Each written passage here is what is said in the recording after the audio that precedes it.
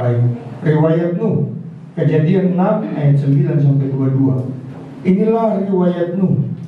Nuh adalah seorang yang benar dan tidak bercela di antara orang-orang sezamannya, dan Nuh itu hidup bergaul dengan Allah.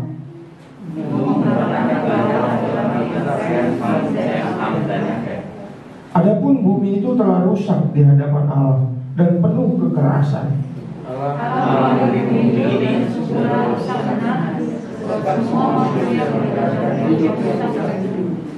Berfirmanlah Allah kepada Nuh, Aku telah memutuskan untuk mengakhiri segala makhluk, sebab bumi telah penuh dengan kekerasan oleh mereka. Jadi aku akan memusnahkan mereka bersama-sama dengan bumi.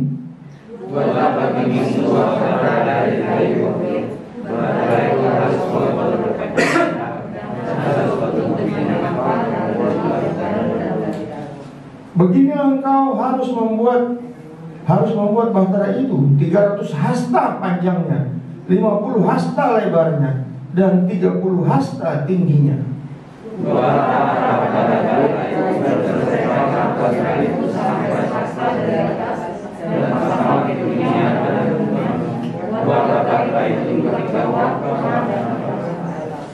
Sebab sesungguhnya aku akan mendatangkan air bah meliputi bumi untuk memusnahkan segala yang hidup dan bernyawa di kolong langit. Segala yang ada di bumi akan mati binasa. Tetapi dengan engkau akan mengadakan perjanjianku dan akan sudah bahtera itu, engkau bersama-sama dengan anak-anakmu dan istrimu dan ayat 19. Dan dari segala yang hidup, dari segala makhluk, dari semuanya, haruslah engkau bawa satu pasang ke dalam bahtera itu, supaya terpelihara hidupnya bersama-sama dengan engkau. Jantan dan betina harus kau bawa. Dari segala jenis burung dan dari segala jenis hewan, dari segala jenis binatang melata di muka bumi, dari semuanya itu harus datang bersama-sama denganmu, supaya terpelihara hidupnya. Ayat 21. Dan engkau bawalah bagimu segala apa yang dapat dimakan, kumpulkanlah itu padamu untuk menjadi makanan bagimu dan bagi mereka.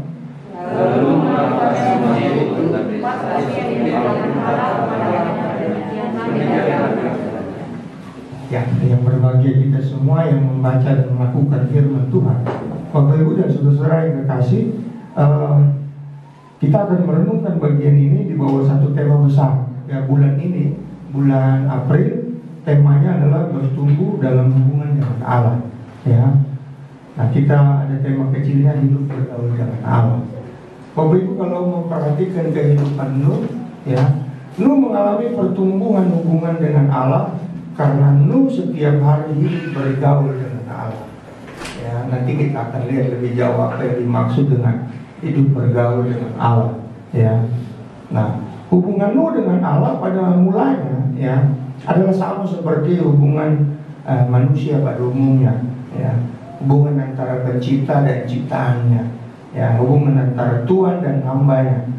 Ya, hubungan antara perencana dan pelaksana. Dan puncaknya hubungan antara sahabat dan sahabat. Ya, inilah puncak dari hubungan antara Nuh dan Tuhan. Nuh menjadi sahabat Allah. Saya mengajak kita coba lihat Yohanes 15 ayat 15. Aku tidak menyebut kamu lagi hamba, sebab hamba tidak tahu apa yang diperbuat oleh tuannya. Tetapi aku menyebut kamu sahabat, karena aku telah memberitahukan segala sesuatu yang telah kudengar dari Bapakku. Kalau kita perhatikan dalam Kejadian 6, kita melihat bahwa Tuhan mengungkapkan rencananya kepada Nuh, ya, bahwa Tuhan akan memusnahkan semua yang hidup bersama bumi, karena bumi sudah terlalu jahat. Ya, kecenderungan hatinya adalah jahat. Ya, Tuhan memberitahukan rencananya. Kita lihat satu lagi, ya, Mazmur 25 ayat 14. Ya. Tuhan bergaul karib dengan orang yang takut akan Dia, dan perjanjiannya diberitahukannya kepada mereka. Ya. Jadi baik dari perjanjian lama dan perjanjian baru mengajarkan kepada kita bahwa Tuhan bergaul karib dengan orang-orang yang takut akan Tuhan. Dan sebagai tanda Tuhan menganggap kita sebagai sahabatnya, Dia memberitahukan rencananya kepada kita. Ya. Sehingga ketika Tuhan memberitahu rencananya, Nuh bisa terselamatkan. Bahkan Tuhan memerintahkan kepada Nuh selanjutnya, buatlah kapal, panjangnya sekian, tingginya sekian, lebarnya sekian, bikin 3 tingkat, bawah, tengah, atas, atapnya ada, buatlah pintunya dari dalam dan dari luar. Ya, Tuhan memberitahukan segala sesuatunya. Dan 7 hari sebelum akhir bah, Tuhan ingatkan lagi kepadanya, masuklah katanya. Ya, jadi sahabat Tuhan, kita akan tahu apa rencana Tuhan. Ya, sehingga kita tahu apa yang harus kita perbuat. Ya, kalau di jalan itu di sana ditutup, kita nggak akan ke sana, kita akan putar balik. Karena ke sana sia-sia. Karena kita udah tahu jalan itu ditutup, ngapain kita lewat situ? Ya, jadi kita putar balik. Kita nggak buang-buang waktu dan tidak buang-buang energi. Ya, itulah orang-orang yang menjadi sahabat Tuhan, diberitahu rencana Tuhan. Ya, itu tandanya. Nah, saya yakin kita juga mau menjadi sahabat Allah. Atau ada yang nggak mau menjadi seteru Allah atau sahabat. Saya yakin kita pasti ingin menjadi sahabat Allah. Untuk itu kita akan belajar dari Nuh, bagaimana menjadi sahabat Allah melalui hidup bergaul dengan Allah. Ada 2 ciri utama dari orang yang hidup bergaul dengan Allah. Ada 2 ciri utama. Ya, kita akan lihat yang pertama. Sebelumnya, pengertian bergaul. Nah, dalam bahasa Indonesia, KBBI, hidup berteman atau bersahabat. Ya. Menurut ahli bahasa Abdullah, pergaulan adalah kontak langsung antara individu yang satu dengan yang lainnya. Kalau saya bergaul dengan dengan Nobel, tapi tidak pernah bertemu, tidak pernah berbicara, namanya kita tidak bergaul. Ya, jadi biasanya ada kontak langsung, sering bertemu, berarti itulah orang bergaul. Dalam bahasa Alkitab, kata bergaul diterjemahkan dari kata kerja halak. Ya, kata kerja halak itu adalah kata kerja. Kata kerja stemnya hitpael. Hitpael orang ketiga maskulin tunggal. Ya, yang berarti pergi atau datang, berjalan secara terus-menerus, on, fasih secara bersama dan cepat. Dan kata kerja ini termasuk dalam binyan. Binyan itu adalah mood. Mood kalau dalam bahasa Inggris mood. Kalau dalam bahasa Ibrani namanya stem. Ya. Dan memang bahasa Ibrani berbeda sama sekali dengan bahasa Inggris. Ya, berbeda sekali dengan bahasa-bahasa yang lain. Sedikit berdekatan dengan bahasa Jerman karena punya kelamin 3. Ada maskulin, ada feminim, ada neuter. Ya, tidak ada grammar bahasa lain yang punya kelamin neuter selain bahasa itu. Kemudian kata kerja ini masuk dalam binyan hitpael yang secara umum memiliki pengertian kata yang refleksif. Artinya ia adalah gerakan pantulan di luar kemauan, kesadaran, sebagai jawaban suatu hal yang datang dari luar dan di luar kemauan. Ya. Yang kedua, gerakan otot atau badan yang terjadi karena suatu hal dari luar dan di luar kemauan atau kesadaran. Yang ketiga adalah cerminan. Atau kata kerja ini juga merupakan reciprocal action, tindakan timbal balik. Ya. Semacam gerakan refleks. Ya, kalau saya ada yang lempar batu, kata kerja ini punya mood yang seperti itu, yang refleksif, atau tindakan timbal balik. Ketika saya bertanya kepada istri saya, maka istri saya menjawab dengan menggunakan mood hitpael. Ya, jadi tindakan yang bisa jadi spontan, karena tindakan itu sudah terbentuk. Ya, bertahun-tahun seperti itu. Misalnya seperti apa ya? saya selama di Tanjung ini kuliah dibentuk untuk bangun pagi jam 5 baca Alkitab berdoa. Ketika saya bangun ke siang jam 6 saya langsung loncat, saya ambil Alkitab. Kenapa? Karena itu sudah terbiasa. Saya kesiangan ya. Jadi saya harus segera bahkan bila kita baca Alkitab dan berdoa ya. Tindakan seperti itulah kata kerjanya bergaul. NIV menerjemahkannya walk with God, berjalan bersama dengan Tuhan. Kesimpulannya bahwa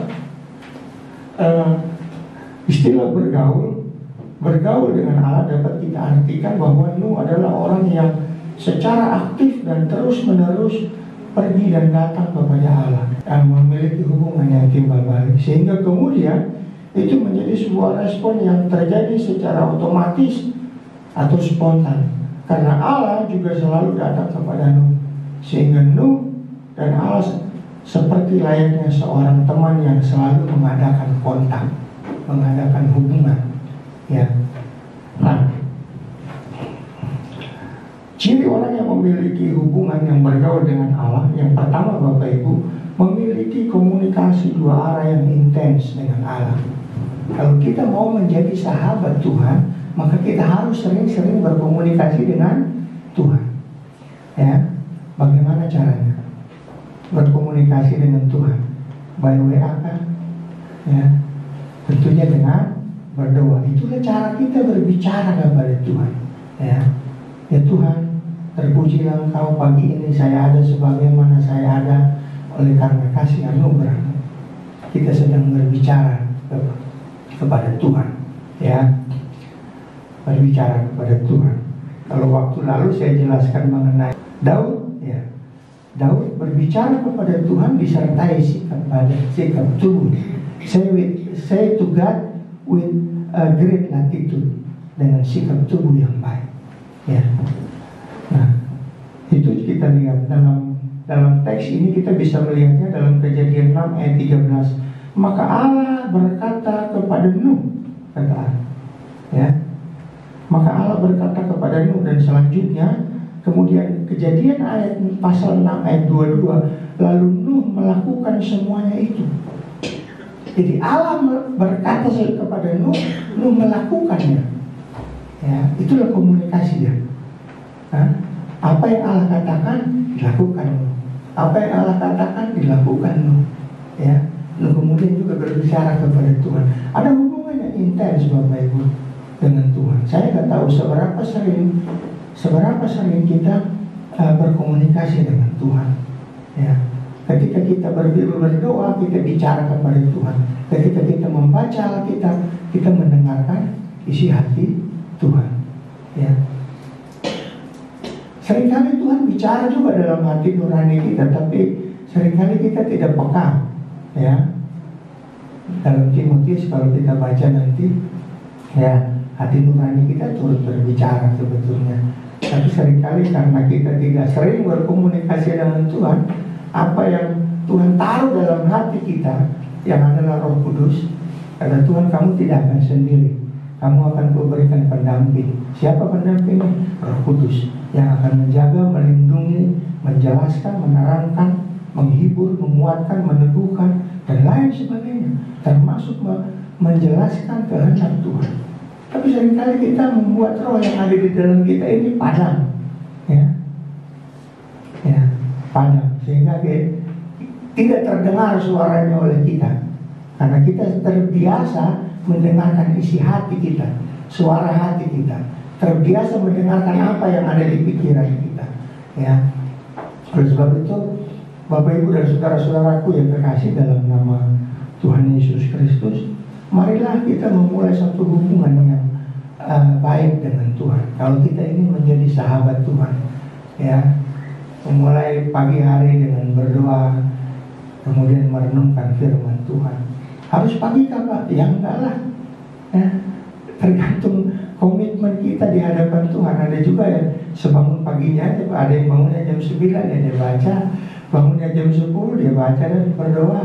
Ya. Tapi yang saya lihat Tuhan Yesus di Alkitab, pagi-pagi benar dia pergi di tempat yang sepi dan berdoa. Kalau kita baca Injil selalu kita akan menemukan kalimat itu. Pagi-pagi benar, dia pergi ke tempat yang sepi dan berdoa. Ya. Artinya kita belajar memulai hari dengan penyerahan hidup kepada Tuhan, bersyukur dan mulai menyerahkan diri, membaca firman Tuhan. Karena kalau waktu kita baca, kita juga nggak ngerti maksudnya apa nih Tuhan, ya buat hari ini.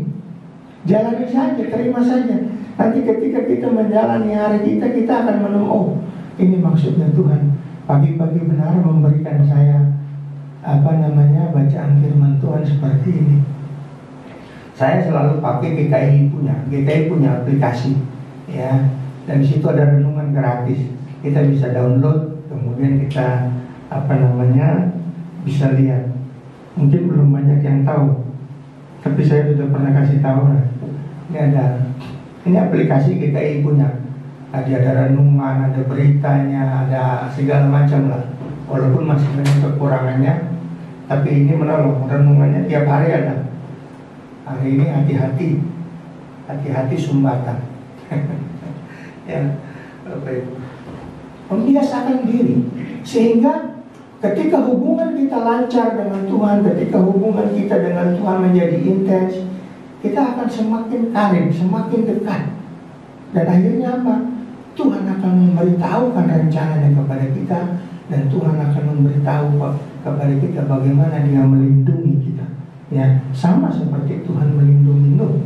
Ya, sehingga hanya Nuh dan 7 orang lainnya yang tidak dimusnahkan oleh air bah. Ya, baik, itu yang pertama. Kalau kita ingin menjadi sahabat Allah, maka kita harus memiliki komunikasi yang intens dengan Allah. Yang kedua, memiliki sikap hidup yang baik sebagai sahabat Allah. Ya, seringkali orang Kristen begitu rajin ke gereja, tapi sikap hidupnya tidak menunjukkan bahwa dia adalah anak Tuhan, orang yang rajin beribadah. Ya, yang pertama kita lihat, Bapak Ibu, kalau kebanyakan manusia pada zaman Nuh itu, yang mereka itu suka kawin-mawin. Lihat perempuan cakep sedikit langsung diambil jadi istrinya. Lihat perempuan sedikit cantik diambil, ya. Katanya, maka anak-anak Allah melihat bahwa anak-anak perempuan manusia itu cantik-cantik, lalu mereka mengambil istri dari antara perempuan itu, siapa saja yang disukai mereka. Ini orang-orang yang hidup pada zaman Nuh. Kemudian Kejadian 6 ayat 5, ketika dilihat Tuhan bahwa kejahatan manusia besar di bumi dan segala kecenderungan hatinya selalu membuahkan kejahatan semata-mata. Ya, kecenderungan hatinya selalu membuahkan kejahatan. Kejadian 6 ayat 11, adapun bumi itu telah rusak di hadapan Allah, penuh dengan rupa-rupa kekerasan. Ya. Kejadian 6 ayat 12, Allah menilik bumi dan sungguhlah rusak benar, sebab semua manusia menjalankan hidup yang rusak di bumi. Ya. Kemudian 1 Petrus 3 ayat 20, lalu mereka yang dulu tidak taat, ketika Allah dengan sabar menanti mereka pada zaman Nuh, sementara Nuh membangun bahteranya, melalui bahtera itu hanya sedikit saja, yaitu 8 orang saja yang diselamatkan. Nuh dengan istrinya, Sem, Ham, dan Yafet beserta istrinya, jadi hanya adalah 8.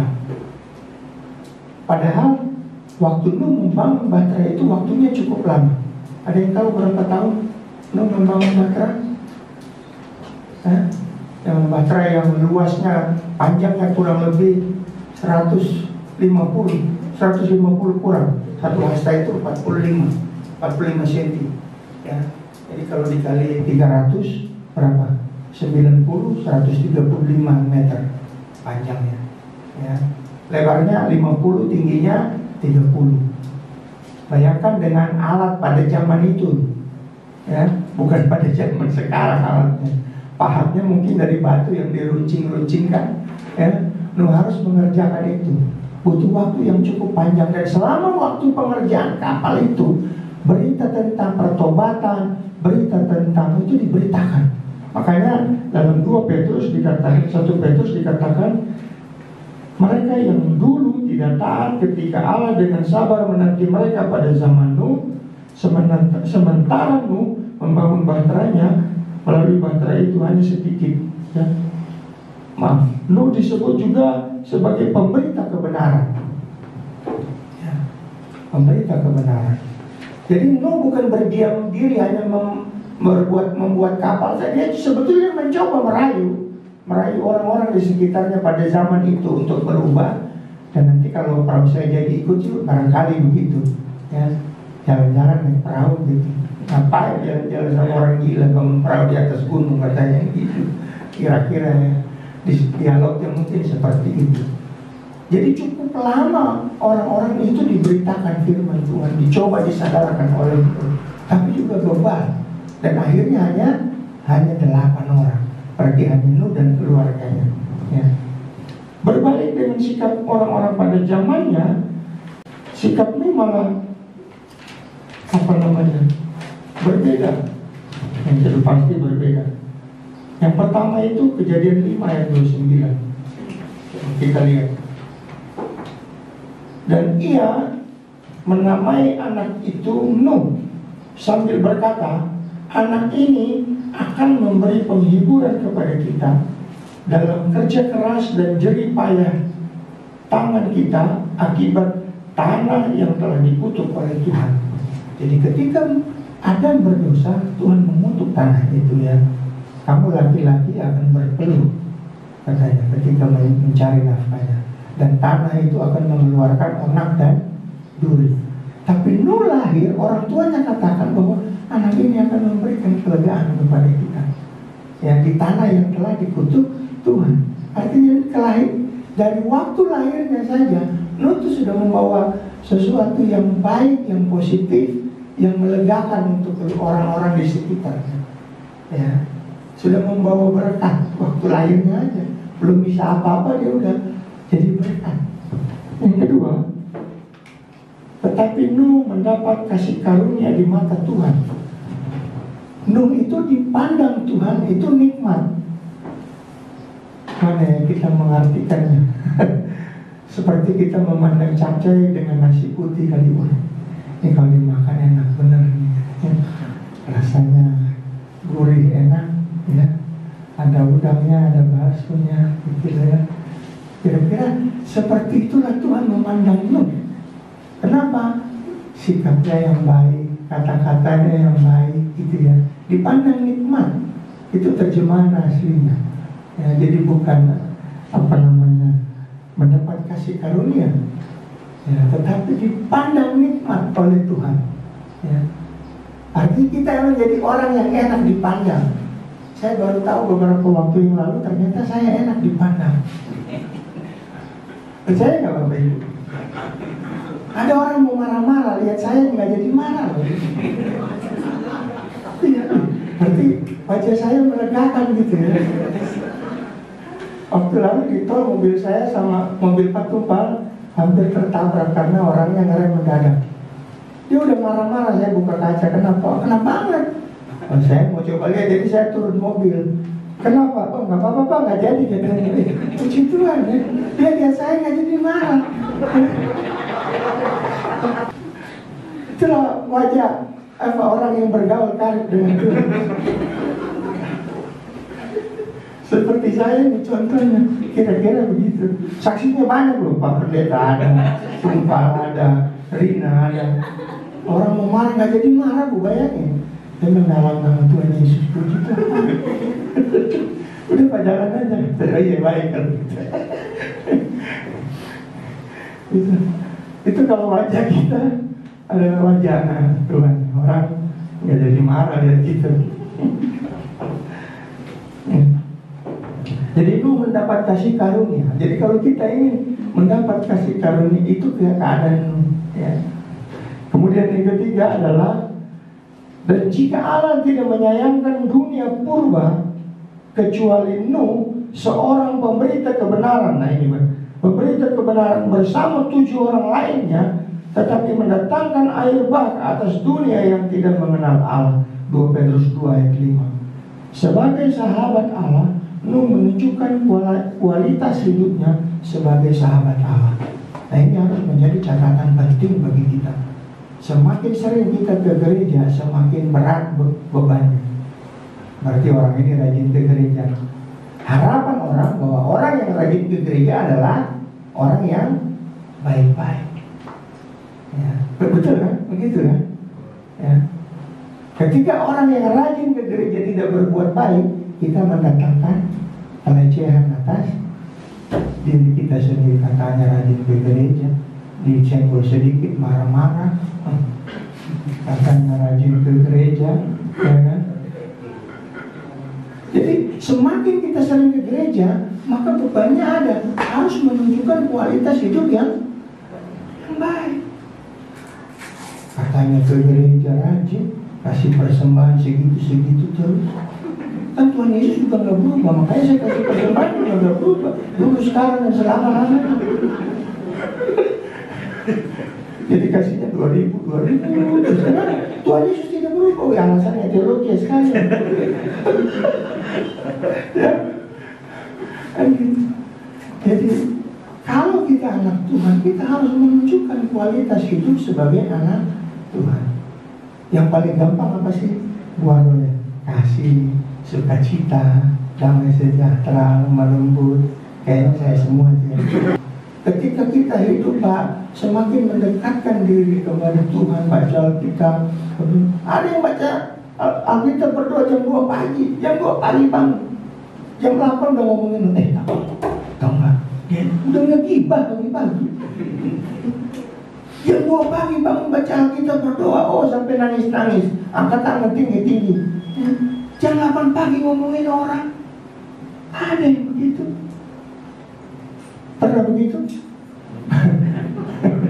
Ada begitu di luar, saya yakin di sini nggak ada. Di sini baik-baik semua. Ya?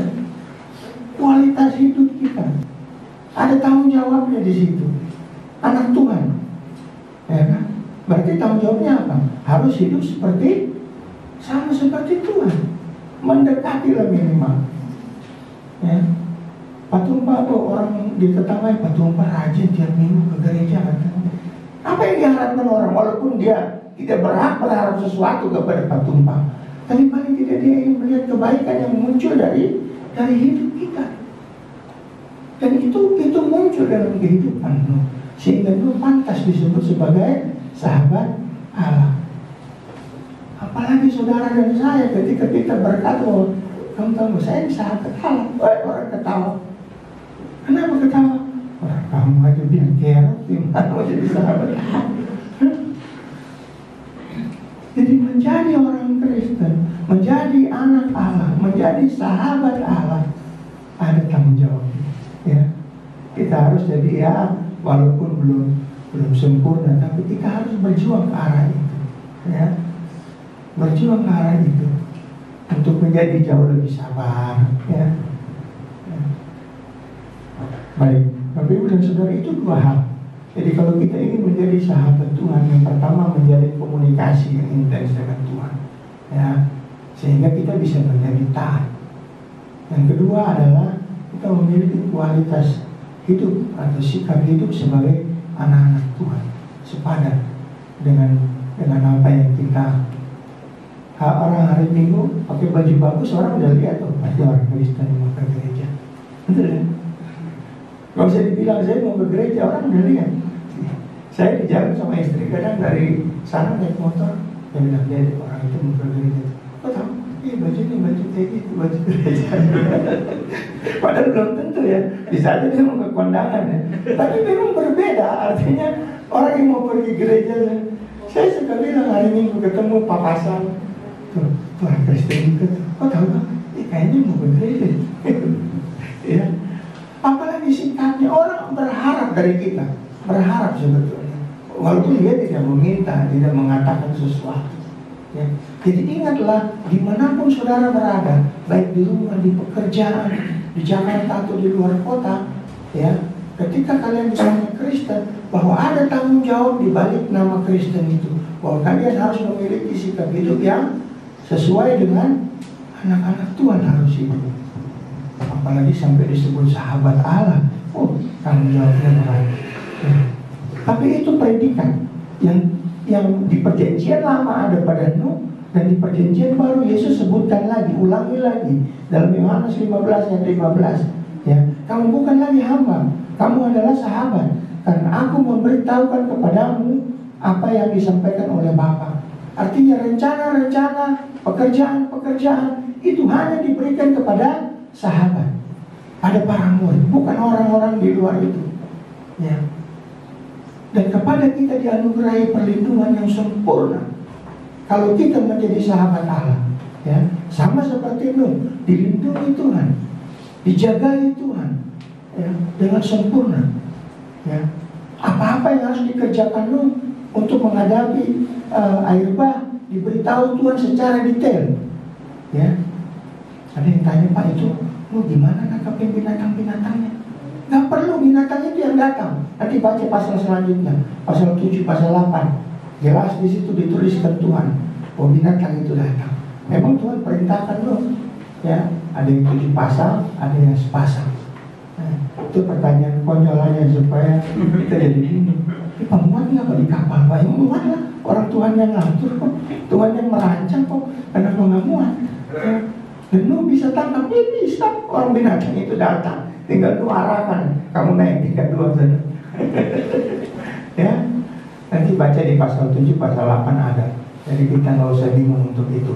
Dan sebagai sahabat Nuh, orang yang mendapat kasih karunia Tuhan, Tuhan akan memberitahukan rencananya kepada Nuh, mengikat perjanjian dengan Nuh, juga melindungi Nuh dan keluarganya. Itu juga yang akan kita dapat kalau kita memposisikan diri kita atau berjuang dengan sungguh-sungguh untuk menjadi sahabat Tuhan. Untuk itu, Bapak Ibu, marilah kita berjuang dengan sungguh-sungguh, ya, untuk senantiasa hidup bergaul dengan Allah, sehingga kita menjadi sahabat Allah dan kita akan menikmati segala yang baik dari Tuhan. Mari kita berdoa.